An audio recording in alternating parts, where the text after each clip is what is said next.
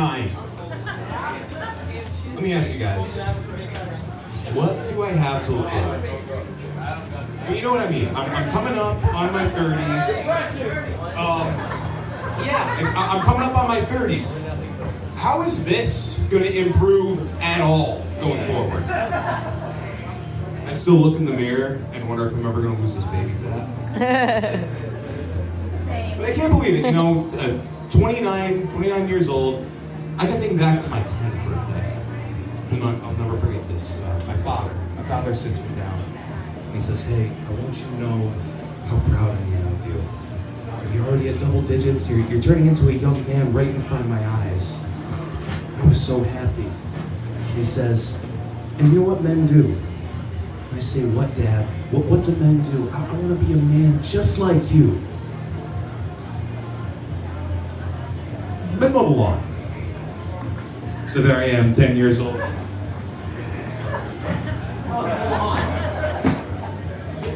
Pop my head back in the house. "Hey, you want this weed eater too?" Had me wishing for a leaf blower when I blew out the candles. Oh.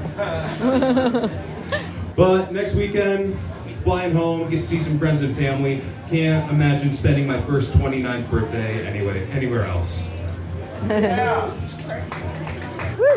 So if you can't tell from my lack of accent, I'm not from Savannah. I'm from a town called Utica, New York. And we got some upstairs notes? Jersey?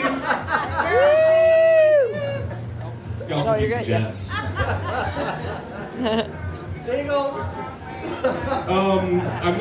moved here to Savannah, coming up on 3 years ago now. I moved here after a brief battle with stage 2 blood cancer. Wow. You can laugh, it's okay. If cancer jokes aren't your thing, you probably want to tune out for the rest of this. But I had stage 2 Hodgkin's lymphoma.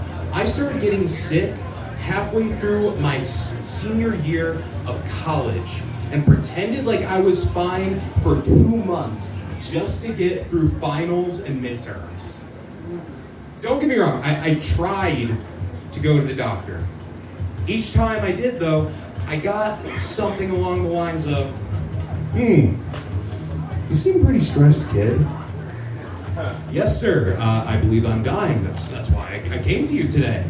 It's like, "No, you're fine. You seem anxious. Have you talked to anybody? Have you thought about trying yoga? Yoga will do so many things for you."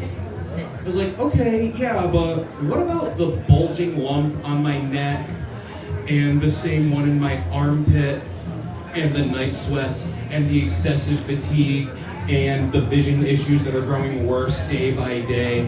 He was like, "Just a little Warrior One, a little downward dog, it'll take that all away."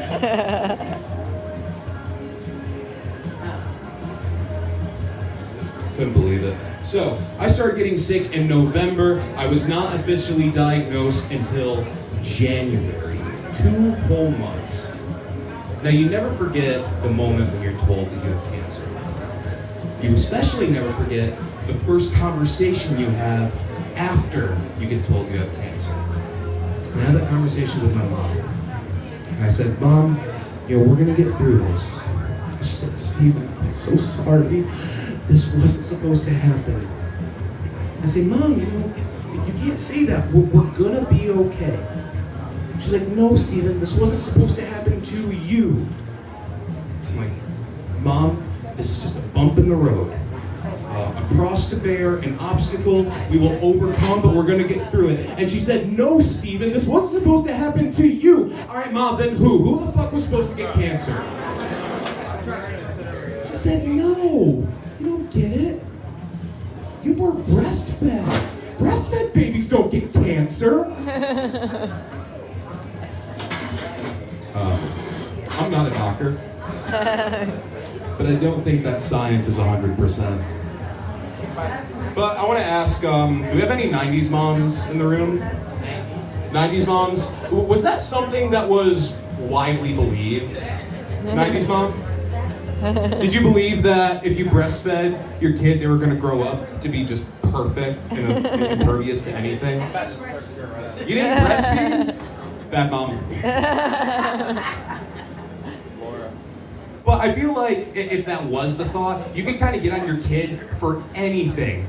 Like you get their report cards, like, what's this? You got an F in math? Breastfed babies don't get an F in math. Nowadays, some ladies are becoming like breastfeeding influencers on TikTok and Instagram. They set up their little ring light. They say, come here, Braylon Land. This is a Savannah influencer. Picks up their like 4-year-old kid. Lunchtime. It's right in the camera. And it's better than a vaccine. Oh, God. I do think that the long-term effect of being a breastfed baby is now, if I don't suck on a boob at least a couple times a week, I get pretty cranky. True. But, you know, you get to experience it. It wasn't all that bad. I did keep the haircut. But what got me through it was really the support system. I had a great support system. I had a great family and friends. So I have the same friend group that I've had since I was 15 years old. There's 11 of us now.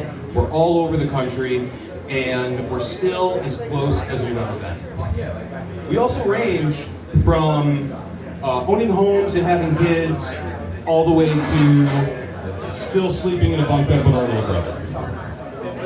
So we all have different perspectives on things. You know, I had one friend who didn't even know what chemotherapy was.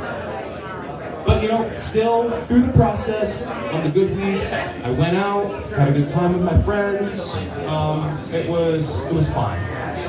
So one night, we're out, and you know, you get the boys out together, you start getting a few, you know, like, come in, girl. Come on, tuck it in. Tuck it in. Get a little bro hug going, you got the boys are back in town playing in the background. And one friend comes up to me, he gives me especially a big bro hug. He says, come on, brother, just give it to me straight. Tell me, how much longer you got? It's like, holy shit. And then on the opposite side of the spectrum, I had some friends. I remember there was one time we were just hanging out, watching a game or something. We're sitting around, and he just says, hey man, you know, you're gonna be fine. I mean, at least it's not AIDS. Oh my God. And he says to me, hey, have you used the cancer card to try to get laid yet? I was like, dude. Of course. And it worked. Great, thank you.